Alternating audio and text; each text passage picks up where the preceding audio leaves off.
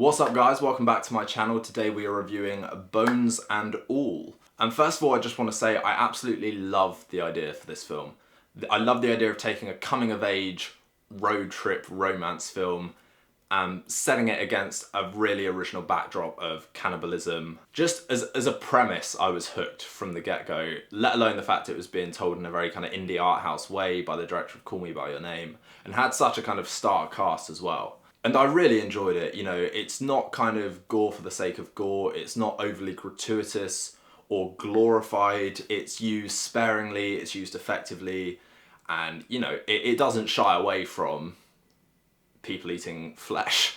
I think it's beautifully shot, it's beautifully kind of tender, you know, meat related word not intended there, but it never loses focus of what the film is about at its heart, which is two isolated characters finding each other, feeling safe and comforted within each other's presence, feeling like they can be their true selves around each other. It is definitely not a perfect film. I think it is way too long, probably about 20-25 minutes too long. I maybe wouldn't have felt that drag as much if it didn't feel like the film was ending on about 3 different occasions. It does that a few times, and it just kind of makes you aware of the film dragging and maybe outstaying its welcome a little bit. So it is a slow burn film. There's an abundance of shots of just nice scenery as characters are driving along, lots of shots of just trucks driving along the road, that sort of thing, people lovingly and longingly looking out of windows at the horizon, your typical kind of road trip cinematography with a handheld kind of format. I think the plot at its heart is very episodic.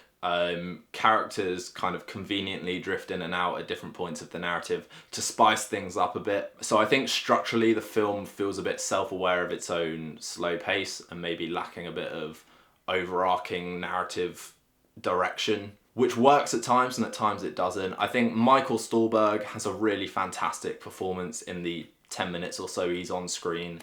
Really missed once he leaves the film.